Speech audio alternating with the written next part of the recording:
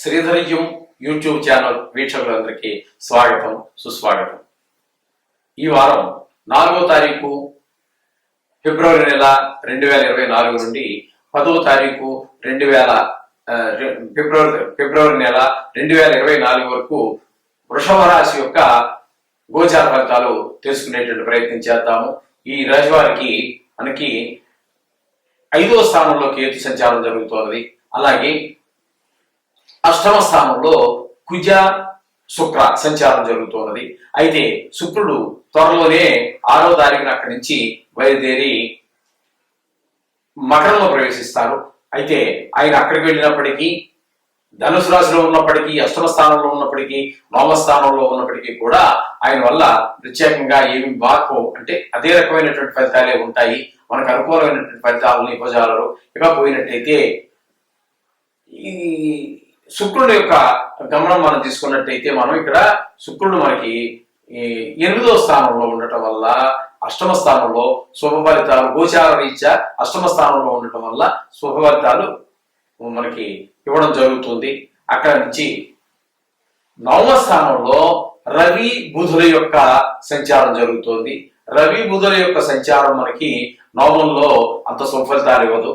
అలాగే బుధుని యొక్క గమనం కూడా మనకి శుభ ఫలితాలు ఇవ్వజాలదు. ఇందుచేత భాగ్య విషయంలో, భాగ్యం అంటే మనం ఏదో అనుకున్నటువంటి విషయాల్లో మనకు సరి అయినటువంటి పిల్లల విషయంలో కావచ్చు, పిల్లల చదువుల విషయంలో కావచ్చు, ఆరోగ్య విషయంలో కావచ్చు, గృహ విషయంలో కావచ్చు, బిజినెస్ వృత్తి వ్యాపార స్థలాల్లో కావచ్చు మనకు శుభమైనటువంటి అనుకూలమైనటువంటి ఫలితాలు ఇవ్వజాలవు. ఇక పోయినట్టయితే దశమంలో మనకి ఈ శని భగవానుడు స్వక్షేత్రంలో గమనం జరుగుతోంది. అందుచేత మనకి దశమంలో ఉన్నారు కాబట్టి, స్వక్షేత్రం కాబట్టి చాలా వరకు మనకి శుభ ఫలితాలు ఇవ్వడానికి సమర్థులవుతారు. 10వ స్థానంలో అంత స్థాన ప్రభావం కొంత ఉన్నప్పటికీ కొద్దిగా మాత్రమే మనకు అనుకూలమైనటువంటి పరిస్థితులు కల్పిస్తూ ఉంటారు. అది 10వ స్థానం కాబట్టి ఒక వృత్తి, వ్యాపార, ఉద్యోగ ఎవరో ఎన్నెన్నో వృత్తులు ఉన్నాయి. ఆ వృత్తుల్లో కొంచెం మనకి చిన్నపాటి ఆటంకాలు కలిగినా ఎక్కువ మేలు జరిగేటువంటి అవకాశమే మనకి ఎక్కువగా ఉన్నది. ఇక లాభస్థానంలో అంటే మీనంలో మనకి రాహుగ్రహ సంచారం జరుగుతున్నది. రాహుగ్రహ సంచారం జరగంగానే మనకి అక్కడ ఏకాదశం కాబట్టి మొత్తం అన్ని లాభస్థానం కాబట్టి అత్యంత మనకి ఏ విషయంలో తీసుకున్నప్పటికీ, కుటుంబ విషయంలో కావచ్చు, పిల్లల చదువుల విషయంలో కావచ్చు, పిల్లల అభివృద్ధిలో కావచ్చు, భార్య యొక్క ఆరోగ్యం కావచ్చు, మీ ఆరోగ్యం ప్రతిదీ కూడా మనకి ధన విషయంలో కావచ్చు, అనేక రకాలైనటువంటి రంగాల్లో మనకు కోర్టు వ్యవహారాలు కావచ్చు, అన్నిటికీ కూడా కొంచెం మనకు అనుకూలమైనటువంటి ఫలితాలు వచ్చేటువంటి అవకాశం మనకు కనిపిస్తూ ఉన్నది. అలాగే గురువు యొక్క సంచారం మనకి వ్యయ స్థానంలో జరుగుతున్నది. తద్వారా మనకి ధన వ్యయము, డబ్బులు చేతికి రావాల్సినటువంటి రాకపోవటము, వచ్చినటువంటి డబ్బులు నిలవకపోవటము, వృధా ఖర్చులు జరగటము, ఈ విధమైనటువంటి విషయాలన్నింటిలో కూడా మనకు కొంచెం ఆ గురువు యొక్క సహకారం ఏమాత్రం కూడా మనకు లభించక మనకి ప్రతికూలంగానే జరుగుతూ ఉంటుంది గురువు యొక్క ప్రభావం వల్ల. అందుచేత ఈ రాశి వారు కొంచెము ఆచితూచి అన్ని విషయాల్లో తగు జాగ్రత్త తీసుకోవచ్చు. శనికి సంబంధించినటువంటి విషయాల్లో కానీ, అలాగే రాహువుకు సంబంధించిన విషయాల్లో కానీ మనకి చక్కటి ఫలితాలు ఉంటాయి. అలాగే శుక్రునికి సంబంధించినటువంటి విషయాల్లో కూడా మనకు సుఖాలు అవి బాగానే ఉంటాయి. అయినప్పటికీ కూడా ఆ 3 గ్రహాలు అనుకూలత ఎక్కువగా ఉన్నది, అననుకూలంగా ఉన్నటువంటి గ్రహాలు ఉన్నాయి. అందుచేత మనం చెప్పుకున్నాం కదండి. ఇప్పుడు కేతువు, కుజుడు 2 రాశుల్లో సంచారము, రవి, బుధ, గురు యొక్క సంచారం మనకి అనుకూలంగా లేదు. ఏమంటే మీరు ఇందులో కంగారు పడవలసింది ఏమీ లేదండి. మనం ప్రతిసారి చెప్పుకున్నట్టు కదా, నవగ్రహాల యొక్క శ్లోకాలు చదువుకోండి, వీలైతే గుడికి వెళ్ళండి, మీ నిత్యము పూజించుకునేటటువంటి దేవుణ్ణి చక్కగా పూజించుకోండి. ఇవన్నీ కూడా చిన్నపాటి ఒక వారం రోజులే కాబట్టి మనం చూస్తుండగానే వారం రోజులు గడిచిపోతాయి. ఇందులో పెద్ద సుదీర్ఘకాలం ఉండేటటువంటి వ్యవహారం ఏమీ లేదు. ఏమీ కంగారు పడక్కర్లేదు, దేన్ని భూతత్వంలో చూసుకోక్కర్లేదు. దీనిలో నేను చెప్పే వాటిలో మిమ్మల్ని భయపెట్టేసి ఏదో భయంకరంగా ఇది చేసేయండి, అది చేసేయండి అని చెప్పి భయపెట్టేట ప్రసక్తే లేదు. అలాగే అనుకూలంగా ఉన్నటువంటి గ్రహాలు గురించి కూడా అతిశయోక్తులేమో చెప్పేసి మీకు అది జరిగిపోతుంది, ఇది జరిగిపోతుంది, కోటేశ్వర ఇవేమి ఉండవండి. మామూలుగా జరుగుతూ ఉంటుంది. అయితే కొన్ని ప్రతికూలమైన ఫలితాలు ఉంటాయి, కొన్ని అనుకూలమైన ఫలితాలు ఉంటాయి. అందుచేత గమనించుకోండి. దీని గురించి కంగారు పడాల్సిన పని లేదు. దాని గురించి కానీ అంటే అనుకూలం గురించి కానీ ప్రతికూలమైనటువంటి గ్రహాల గురించి కూడా మీరు ఏ మాత్రం కంగారు పడక్కర్లేదని రోజులో గ్రహాల యొక్క శ్లోకాలు చదువుకోండి. అంతా మంచి జరుగుతుంది. శుభం భూయాత్. 4వ తారీఖు ఫిబ్రవరి నెల 2024 నుండి 10వ తారీఖు ఫిబ్రవరి నెల 2024 వరకు మిథున రాశి వారికి ఈ వారం యొక్క గోచార ఫలితాలు ఎలా ఉన్నాయి, ఎక్కడెక్కడ గ్రహాలు చలనం జరుగుతోంది, తద్వారా వారికి లభించేటటువంటి ఫలితం ఏ విధంగా ఉంటుంది, ఏ ఏ రంగాల్లో వారు తగిన జాగ్రత్తలు తీసుకోవాలి, ఏ ఏ రంగాల్లో తగినటువంటి మామూలుగా ఉండవచ్చు అనేటటువంటి ఫలితం గ్రహాలు అనుకూలిస్తున్నాయి అనేటువంటి విషయాన్ని తెలుసుకునేటువంటి ప్రయత్నం చేద్దాము. ఇప్పుడు ముఖ్యంగా మిథున రాశి వారికి చతుర్థంలో కేతు యొక్క సంచారం జరుగుతోందండి. చతుర్థంలో కేతు సంచారం జరుగుతోంది. సప్తమంలో కుజ శుక్రుల యొక్క సంచారం జరుగుతోంది. అయితే మధ్యలోనే ఆయన కుజుడు ధనురాశిలో నుంచి సప్తమంలో నుంచి అష్టమ మకరంలోనికి ప్రవేశించినప్పటికీ కూడా రెండు చోట్ల కూడా మనకి ఏ విధమైనటువంటి శుభపరిణామాలు ఇవ్వజాలరు. రెండు దగ్గర కూడా ఇంచుమించుగా మనకి అనుకూలత లేనటువంటి విధంగానే ప్రవర్తిస్తూ ఉంటారు ఆయన. ఇకపోతే శుక్రుడు మనకి సప్తమంలో సంచారం జరుగుతోందండి. సప్తమంలో సంచారం జరుగుతోంది. సప్తమంలో సంచారం కూడా మనకి అంత అనుకూలమైనటువంటి ఫలితాలు ఏమి ఇవ్వజాలదు. ఇకపోతే అష్టమంలో రవి బుధుల యొక్క సంచారం జరుగుతోంది. అష్టమంలో రవి బుధుల యొక్క సంచారం జరగటం కూడా శుభపరిణామాలు ఏమి ఇవ్వజాలదండి. రవి గాని బుధి సంచారం మనకి శుభఫలితాలు ఇవ్వజాలదు. ఆయనతో ఉన్నటువంటి బుధులు కూడా మనకి ఏ విధమైనటువంటి శుభపరిణామాలు ఇవ్వజాలరు. అందుచేత భాగ్యం దగ్గరికి వచ్చినట్టయితే శని స్వక్షేత్రంలో ఉన్నారు. అయితే 9వ స్థానం అంత అనుకూలం కాకపోయినప్పటికీ స్వక్షేత్రం మూలాన సాధ్యమైనంత వరకు ఆయన సుఫలితాలు ఇస్తారు. ఒక కొద్దిపాటి స్థాన బలం ఉంటుంది. అదే ఆ 9వ స్థానం అనేటటువంటిది ఉంది కాబట్టి దాని యొక్క ప్రభావం వల్ల చిన్నపాటి ఇబ్బందులు కలిగజేస్తూ ఉంటారు భాగ్య విషయంలో.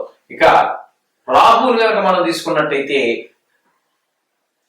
దశమ స్థానంలో రాహు సంచారం జరుగుతోందండి. దశమంలో ఏకాదశంలో గురు సంచారం జరుగుతోంది. ఇప్పుడు ఈ సంచారం ఈ విధంగా ఉంది. ఇప్పుడు మనకి ఇచ్చేటువంటి ఫలితాలు ఏమిటని మనం చూసుకున్నట్టయితే మనకి చతుర్థంలో కేతు సంచారం వల్ల మనకి విద్య విషయంలో కానీ పిల్లల విద్య మన పిల్లలు ఇంకా చదువుకుంటూ ఉన్నట్లయితే వారి విషయంలో కానీ ఆ రాశి వారికి కానీ కేతు సంచారం వారికి అంత శుభ ఫలితాన్ని, మిథున రాశి వారికి కేతు సంచారం చతుర్థంలో జరగటం, చదువు కొంచెం నెగ్లెక్ట్ చేయటము, ఈ విధంగా భూ విషయాల్లో గృహ విషయాల్లో కొంచెము అశ్రద్ధ చూపించటము, ఇట్లాంటి కార్యక్రమాలన్నీ కూడా మనకి జరుగుతూ ఉంటాయి. అలాగే సప్తమంలో మనకి ఈ కుజ శుక్ర సంచారం జరుగుతోందండి. కుజుడు 6వ తారీఖున మళ్ళీ మకరంలో పెడతారు. అయినా ఎక్కడికి వెళ్ళినా కూడా 6లో 7లో ఉన్నప్పటికీ 8లో ఉన్నప్పటికీ కూడా కుజుడి యొక్క మనకి సహకారాలు ఉండవు. అట్లాగే కుటుంబ విషయంలోనూ కొంచెము భార్య పిల్లలతో కొంచెం కటువుగా మాట్లాడటం అని ఈ విధమైనటువంటి తద్వారా కొంచెము మంచి విషయాలు భార్య బిడ్డలతో కొంచెం సఖ్యత లేకపోవటము, ఈ విధంగా మీరు మాట్లాడే మాట ద్వారా వాడు కొంచెము నొచ్చుకోవటము, ఇట్లాంటి లేదా వాడు మాట్లాడటం ద్వారా మీరు నొచ్చుకోవటము, ఇట్లాంటివన్నీ జరుగుతూ ఉంటాయి. అదే విధమైనట్టుగానే శుక్రుడు కూడా మనకి వివాహకారకుడు కాబట్టి మామూలుగా ఆయన సప్తమ స్థానంలో ఉండడం, ఆయన దాని వల్ల కూడా మనకి కుటుంబ స్థానంలోనూ అదే భార్య బిడ్డలతో కొంచెం మాట కట్టుతాము, వాళ్ళతో కూడా మన మాట వాళ్ళకి పొసగకపోవటము, వారి మాట మనకి పొసగకపోవటము, ఈ విధమైనటువంటి కాకుండా మనకి శుక్రుడు వల్ల లభించేటటువంటి సౌకర్యాలు ఏవైతే ఉన్నాయో అవి కూడా మనకి సుఫలితాలు ఇవ్వజాలవు. ఇక అష్టమంలో రవి బుధులు ఉన్నారు. అది కొంచెం మనకి కొంచెం ఆరోగ్య విషయంలో వాటిలో కొంచెం ఇబ్బంది పెట్టేటటువంటి అవకాశం ఉంది. రవి అంతే. మన బుద్ధుడు ఏంటంటే మనకి జ్ఞానం సరిగా మనం అన్ని తెలుసున్న విషయాలే సరైన రీతిలో మనం ఆలోచించలేకపోవటం, ఇట్లాంటి పరిణామాలన్నీ మనకు జరుగుతూ ఉంటాయి. ఇక భాగ్యం దగ్గరకు వచ్చినట్టయితే మనం శని స్వక్షేత్రంలో ఉన్నారు. స్వక్షేత్రంలో ఉండటం ద్వారా శుభపరిణామాలు ఇస్తారు. స్థాన ప్రభావం వల్ల కొద్దిపాటు చికాకులు ఉన్నప్పటికీ కూడా సాధ్యమైనంత వరకు ఆయన స్వక్షేత్రం కాబట్టి ఆయన చాలా వరకు శుభఫలితాలు అందజేస్తూ ఉంటారు. ఇక దశమంలో రాహు ఉద్యోగ స్థలంలో, మనం వ్యాపార స్థలంలో, మీరు ఏ వృత్తి ప్రతి మనిషి ఏదో వృత్తి చేస్తూనే ఉంటారు కదండి. మీ వృత్తి చేసేటటువంటి స్థలంలో మీకు కొన్ని ఇబ్బందులు ఎదురుపడటం, మీ స్టాఫ్ మీకు సహకరించలేకపోవటం, లేకపోతే మీ పై అధికారులు ఉంటారు కదా, వారు మీకు సహకారం అందించకపోవటం, లేకపోతే మీ పైవారే కాదు మీ కింద వారు కూడా మీకు సహాయ సహకారాలు అందించకపోవటం, ఇట్లాంటి కొన్ని చికాకులు చికాకులు పెట్టేటటువంటి అవకాశం కూడా కొంచెం ఉంటూ ఉంటుంది. అలాగే ఏకాదశిలో మనకి గురు సంచారం జరుగుతుందండి. ఏకాదశిలో గురు సంచారం మనకి చాలా శుభప్రదంగా జరుగుతూ ఉంటుంది.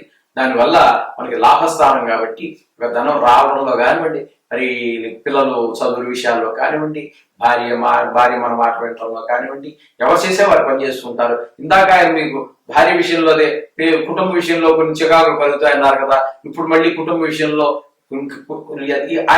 వాళ్ళు చేసే పని వాళ్ళు చేస్తూ ఉంటారు, వీరు చేసేటటువంటి పని గురువుగారు చేస్తూ ఉంటారు. ఈ విధంగా లాభస్థానంలో ఉండటం వల్ల కొంచెం ధనానికి కొంచెం లోటు లేకపోవటము, లేకపోతే ఎవరు చేసే పని వాళ్ళు చేస్తుంటారు కాబట్టి మీ గురువు గారు లాభస్థానంలో ఉండటం వల్ల ధన విషయంలోనే కాదు మిగతా అన్ని విషయాల్లోనూ, ఒక పిల్లలు మీ మాట వినటంలో కావచ్చు, భార్య మీ మాట వినటంలో కావచ్చు, మనవల విషయంలో కావచ్చు, లేదా మిథున రాశి వారు మీరే మిథున రాశి వారు అయినట్టయితే మీరు చదువు విషయంలో మరింత ప్రోత్సాహకరంగా చదవటము, మంచిగా చదవటం, మంచి మార్కులు రావటము, ఇట్లాంటివి అన్ని శుభపరిణామాలు ఇవ్వడానికి గురువుగారు సమర్థులవుతూ ఉంటారు. అందుచేత ఈ వారంలో మీరు ముఖ్యంగా 3 గ్రహాలు మనకి చాలా శుభ ఫలితాలు ఇస్తూ ఉన్నాయి. ఏంటంటే శుక్రుడు, గురువు, 2 చాలా అన్నిటికంటే కూడా మనకి శుభప్రదమైనటువంటి గ్రహాలు.